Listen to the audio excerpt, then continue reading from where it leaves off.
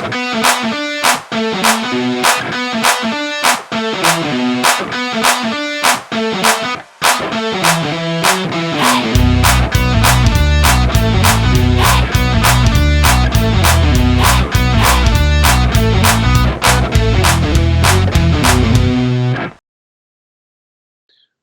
right, welcome to our show, Informed Decisions, where we discuss a current topic and we try to be as informed as possible, and we make a decision at the end if we are informed and create and have an opinion.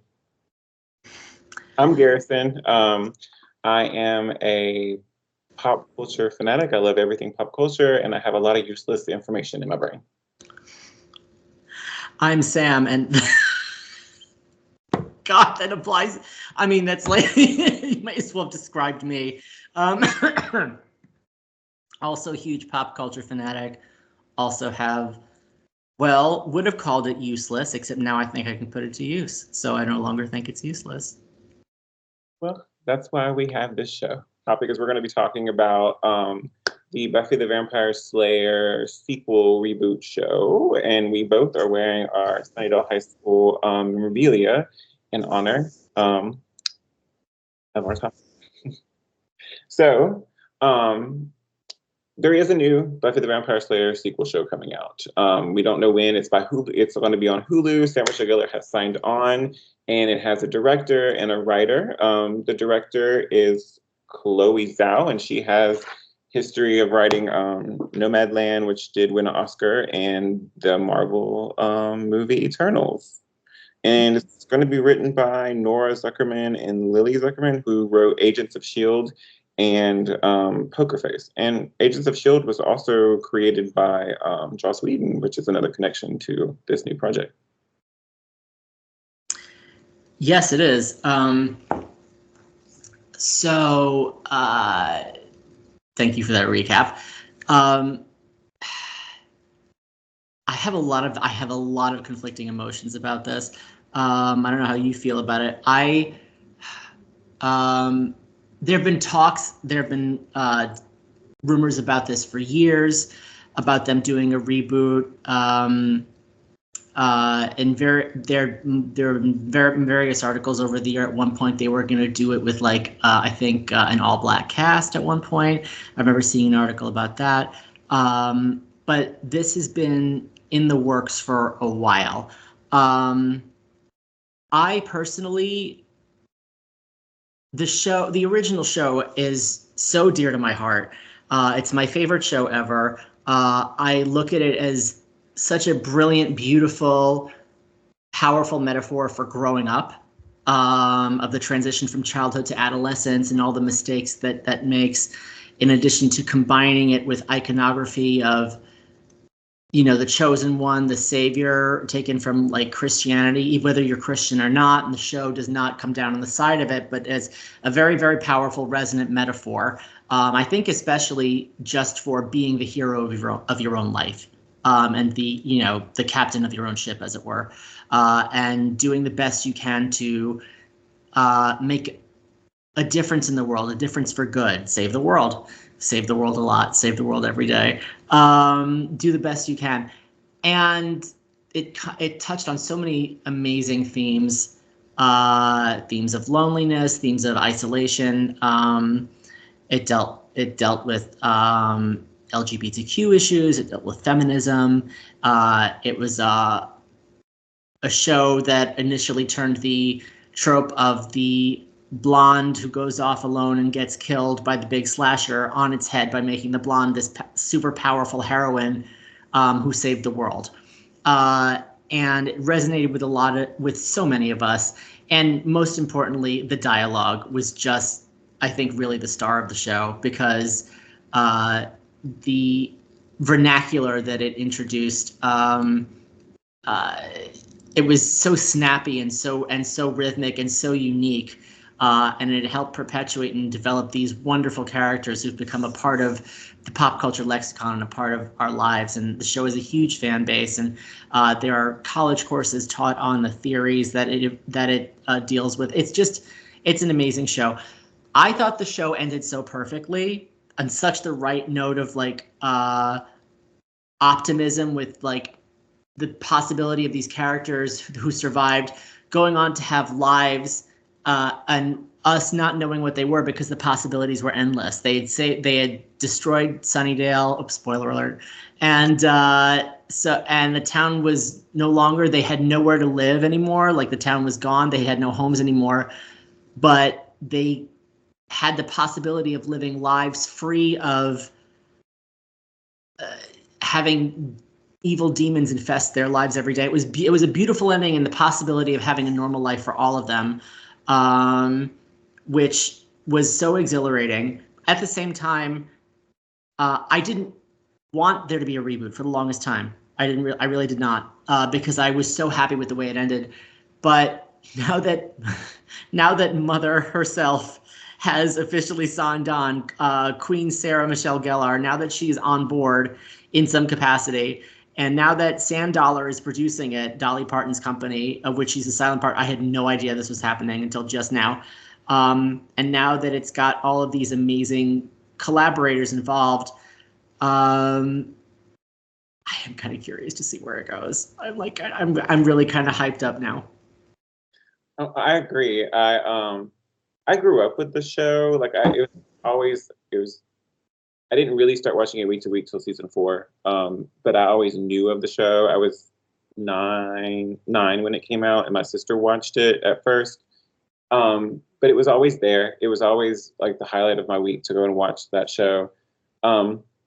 I'm excited too. I'm not excited for Sarah Michelle to come back. I just really don't want it to be where I know she is going to only be in a little role of it. I know she's going to be the mentor. It's not going to be the Buffy show. It's going to be about a new Slayer. And I'm okay with that. I actually think that the way that the show ended, you could do a spinoff show with many different Slayers. Like you could do, it doesn't even have to have the Scooby Gang in it at all. But I'm very excited to see Buffy as a mentor. It's been, let's see, it ended in 2003. So it's been 22 years. And I actually saw someone suggest that most of the Slayers are dead, and Buffy has to come back and like mentor this new that Spike and Angel are gone, so it's kind of just left up to Buffy to come out and be a Slayer again and train someone else.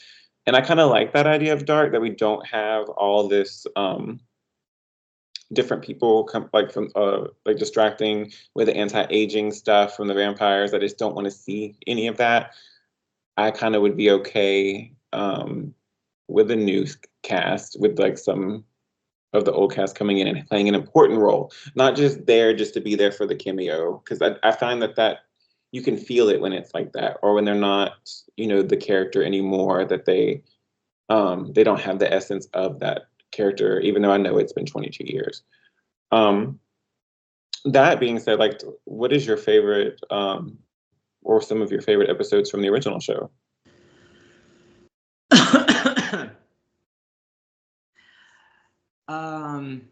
Okay. I mean, I have a top 25, but I'm not gonna break that out here. I think it would take too long, and I think that can be tabled for a later discussion. There are a few ones that I will pick. I mean, there's like the usual ones that like everybody picks, but there's like, I want to do a couple of ones. I'm going to go with a few that have special meaning to me.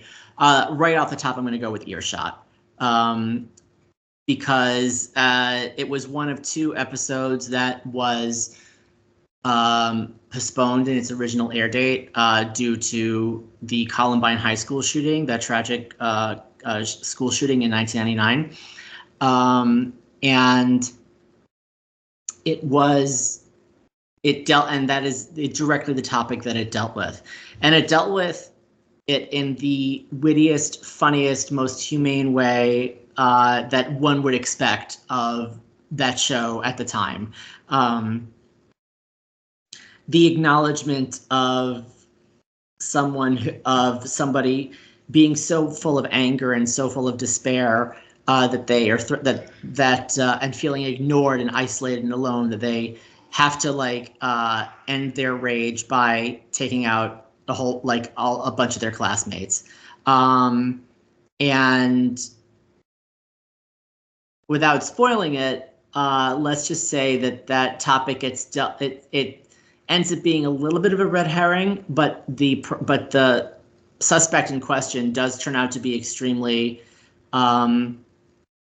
grief stricken, and Buffy saves the day by giving him a sounding board, and also while not taking his crap. And it's also just a beautiful episode about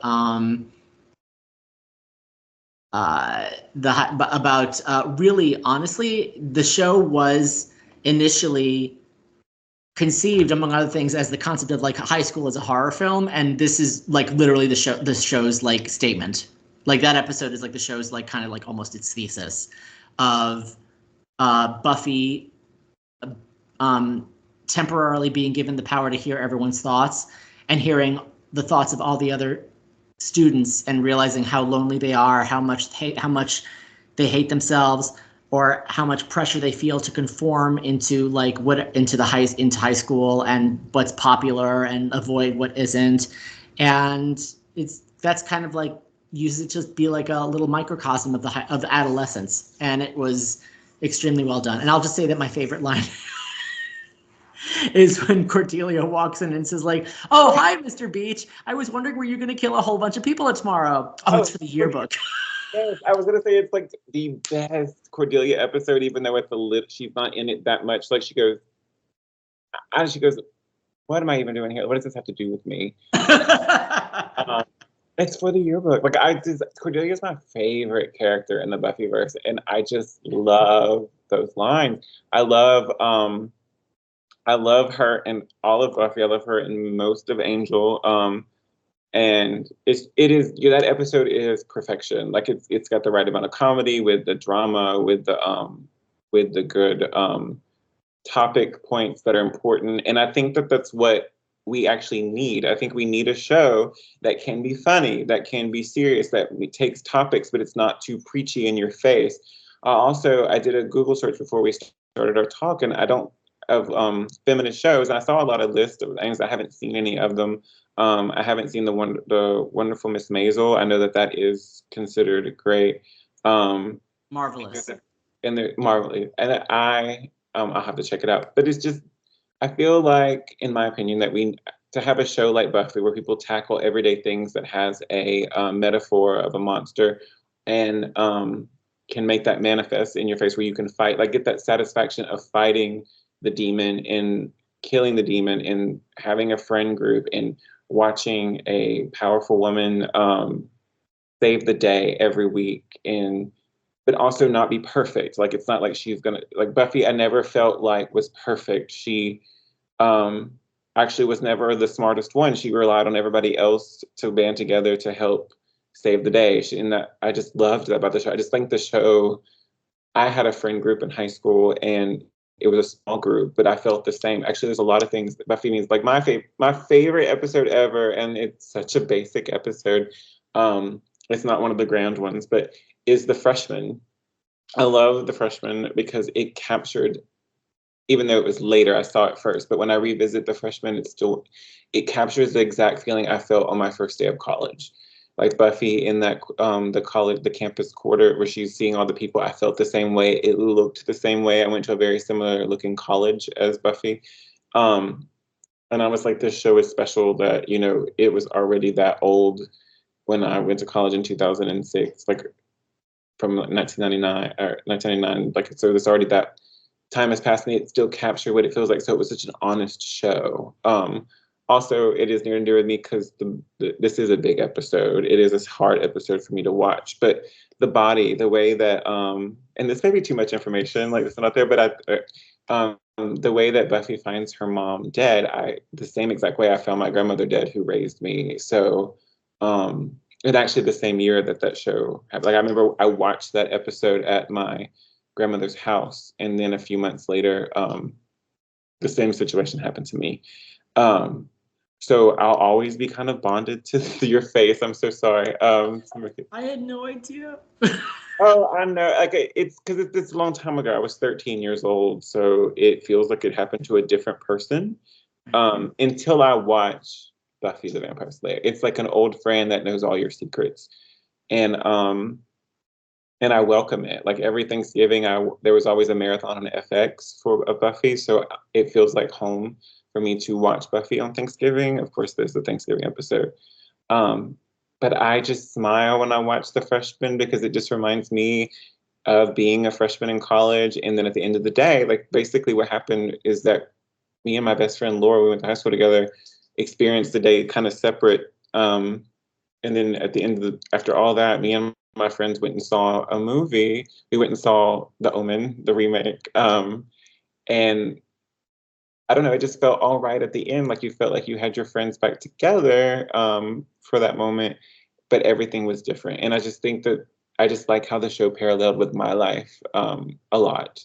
And that I think that that just means that it did things right, that it actually mirrored a lot of real life, even though it was so fantastical.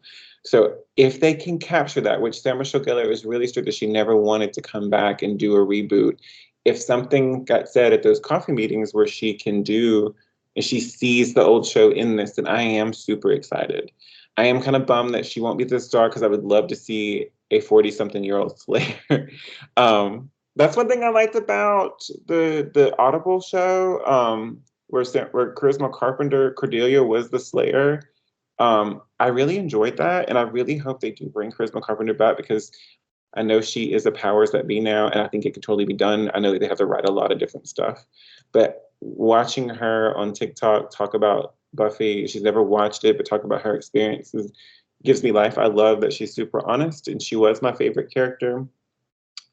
And while getting on that subject, if we want to touch on Joss Whedon, he won't be a part of it. I think it's great though that the writers did help on Agents of Shield, so they did work with Joss Whedon. So I'm sure they know how to mirror his writing. Not that there has to be a carbon copy, but I think that they got to work with him.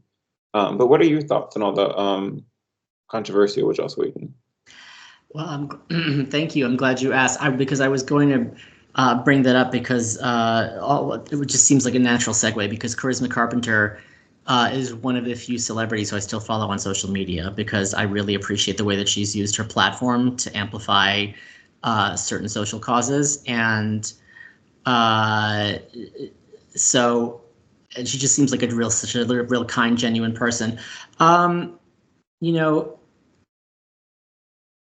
I think whenever you look back on a work of art that's affected your life in such a seismic way, it's important to separate the art from the artist. And in this case, is Joss Whedon? Did he write a brilliant? Is he a brilliant writer? Yes, he is. But he's also a deeply flawed human being, and the number of actors who have come out and said that he fostered a toxic environment, and in some cases behaved inappropriately directly with some of the people on set, especially the women. I am inclined to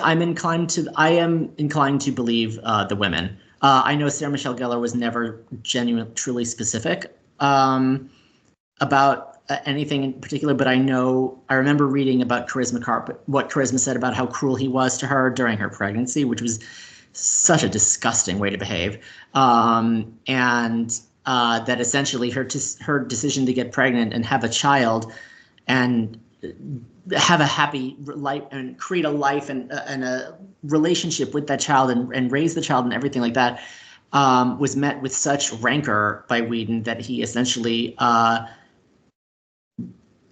destroyed her character arc and had her written off the show.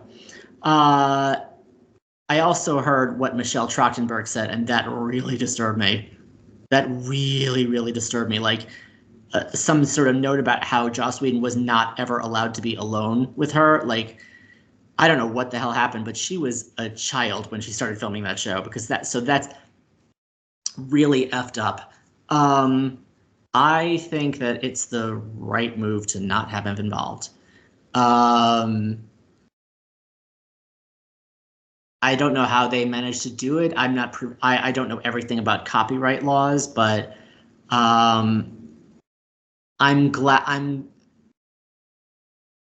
his name will forever be associated with the original and with Angel, so he'll still have that recognition. and that's great.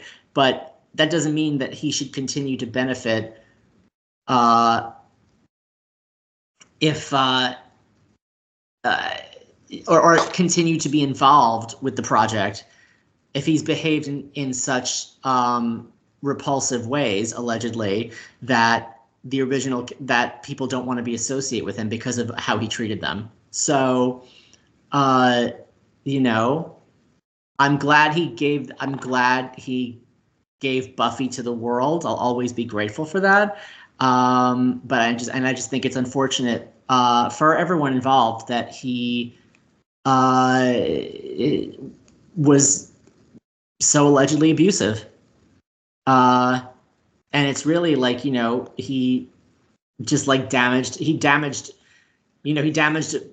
people on set, and he damaged himself. And I think it's really unfortunate. And I think this is just the right call. I'm not necessarily the biggest fan of Chloe Zhao, but that doesn't really matter because I know that she has made quite a name for herself. And that doesn't necessarily mean that I won't enjoy what she does with this. And so I think she's obviously very talented and successful, even though nothing that she's done yet has resonated with me. But that's just a matter of opinion. That's personal. Like anything, what else? I'm glad she's successful. I think I'm genuinely glad she's successful. So I really hope that her vision for this show is really exciting and inspiring because, like SMG said, we need heroes now. So I'm really looking for. I would describe myself as cautiously optimistic. Yeah, I agree. I agree that it could be. And not to hate on things like the Charmed sequel reboot. I was never really a fan of Charmed, but I watched it casually. I was entertained by Charmed. But the reboot, I just found it didn't capture any of the essence of the original. And it just turned, like I tried to watch the pilot. I tried to power through. So I do get worried. I do think that Hulu did a good job with How I Met Your Father. I know it only lasted 2 seasons, but I thought it was an entertaining show. I enjoyed that. I actually do enjoy a lot of what Hulu has. The Handmaid's Tale was quite well made. What else do they have? I just think that it's a good platform. I think Hulu is a good platform for it. It could be weekly because Hulu still has the weekly thing instead of, dumping it all at once. So I would like to watch, Buffy. I don't think it'd be called Buffy. The Vampire Slayer, obviously. I don't know what they would call it. But I will say that I do remember the Charisma Carbon drama, even when it was happening. I remember being on the message boards after season 4 and season 5 was being filmed and coming out that they had fired Charisma due to the pregnancy. And there was rumors about so she was vocal even back then, I feel, about some of the treatment, or people were vocal about it. And then I think they thought it was all okay because she came back for that 100th episode. That was not originally going to be her. It was originally written for Sam Gellar, I think, to come the 100th episode of Angel. And but she wasn't because of The Grudge. So she Charisma, which I'm happy that happened because that's one of the best episodes, I think, of Angel and Buffy is You're Welcome. And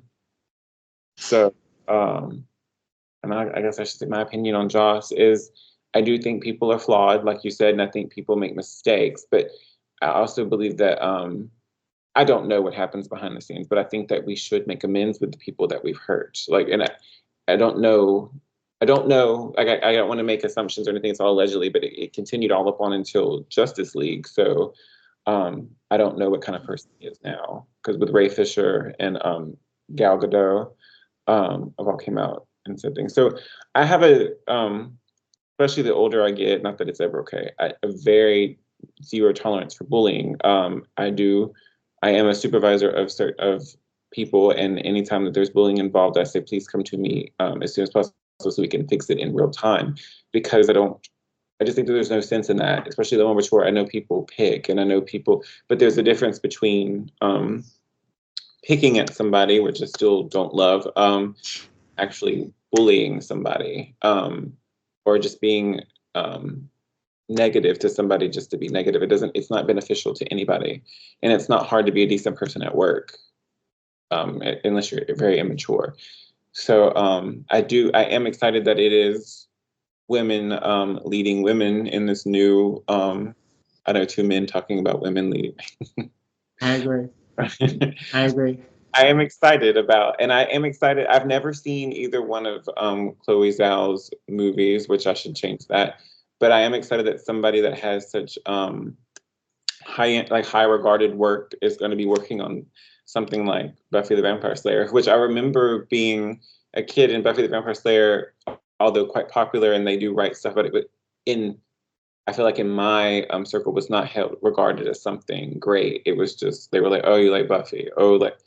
So I'm just excited that it gets this treatment now. Like, it's looked back as something so iconic and studied, and it's something, it's something iconic. I agree. I know we've gone on like over time, which I honestly didn't think would happen, but here we go. But here we are. I guess I underestimated us. But there were actually two things I wanted to say because to contribute based on some things you said. One, full confession, I've never seen season 5 of Angel, which I've heard I'm missing out a lot on. I've heard there's some. I've heard some of the best episodes of the Buffyverse are in there. Problem is that I checked out at the end of season 5 when Spike got summoned back to life. I was like, this just completely undoes his beautiful sacrifice at the end of Buffy. I was just like, oh my God. That's how I felt, but that's all I remembered. I didn't like, I don't know what happens to his arc for the rest of the season, but as soon as they brought him back, I was just like, oh, he's become like the fan favorite that like nobody can get rid of. So I can't stand him on Angel. I would have to rewatch it. Yep. But the second half of season 5 of Angel, the first half is fine. The first half really kind of I find it near season 7 of Buffy, where it like tries to capture that episode of the week kind of thing. Okay. But I mean, glory, Mercedes McNabb as Harmony is back, and I love Harmony. I love Harmony. But on Angel, it's kind of like some of the shit. Like, I liked Harmony on Buffy, but she shines on Angel, kind of like Cordelia shines on Angel. And Fred's storyline it's so good. Like, the Fred storyline for season 5 is so good. I despise season 4. You can tell it was. I know a lot of people do like it in hindsight. It's just, I don't want to watch any of that. Like, I feel you could tell that Joss was unhappy, and it just bled into the work. Like, it just wasn't. Yeah, the only part of Buffy of Angel season 4 that like I stayed tuned in for was like the Faith arc. Oh yeah, that was the good part. Yeah, that was the really good Faith on.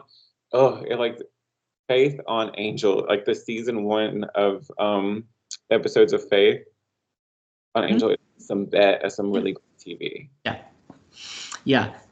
The other thing I wanted to say was I'm glad you brought up the message boards because, oh my God, the Buffy and Angel message boards back in the day when the shows were on the air were psychotic. I know you remember this. Yeah. Absolutely bonkers. And I think it just goes to show just how bold the shows were in dealing with the topics they did, because I remember when Willow entered into a relationship with Tara, the homophobia that came out in those boards was disgusting. I remember, like, so I hadn't even thought about it until you just mentioned it, but some of the things that some of the people were saying about how disgusting lesbians are, like, I was getting ready to I wanted to punch a hole in my computer. I was furious. And it's all the more reason why I appreciate the show for coming out and normalizing that. Yeah, like, I will say I did watch Dawson's Creek too, and Sure. I did. But that felt like, not to have like Dawson's Creek fans like hate on me, but That one almost felt it felt normal, but it felt like it was just about being gay. I never felt that Buffy that Tara and Willow's storyline was about being gay. Like I felt like it was just organic. I never even felt like I remember being like, oh, like when it happened, and I was like, okay, like the chemistry was right. I love that it was the first like in real kiss like a woman kiss on TV, like two women, um, in that way, like in a relationship. It showed like romanticism kiss. Um, but it just never seemed controversial to me. It seemed like this is the show, this is the world, and I guess I'm just agreeing with you. It never felt like a big production to me. It felt like this is that world. This is okay. There's no bells and whistles. There's no like big. It was just their life, and I loved every part of it. I loved every part of Tara and Willow throughout the whole show, and I'm very thankful for that. In hindsight, like I'm very thankful on how that relationship was handled, because it is important, especially when like the way things are right now, where things are trying to be rolled. There's a lot of anti, you know, the other, and we have stuff, that's just I don't know, a great callback to it. Like we even in the '90s, we were still fighting this thing, and we just have good representation. We did, and I'm grateful for that. I think it's wonderful. Is there anything else you want to just cover? I think that's everything. I think we've discussed the topic. We've researched it. Do you feel like you're well informed? I do feel like I'm well informed. According to Buffy, and you call her mother, the hardest thing in the world is to live in it. And if we have to live in it, then we should be well informed on topics. So, Yes. kind of the theme of our show, we want to discuss what's going on out there. We want to research it, make sure we have the right information, be well informed about a situation where we make an opinion. My opinion at the end of this is that I am excited for the TV show. I'm excited to get a second coming of the Slayer because we desperately need her, especially in this day and time. So, yes, we do. Yes, we do. Yes, we do. And I also feel informed enough to agree that this is a project that we need right now, and I'm excited for it. agreed. Thank you all for joining us on our first episode. This was really, really special. And we look forward to pursuing more topics every week, and we'll see you next week. All right. Bye. Bye.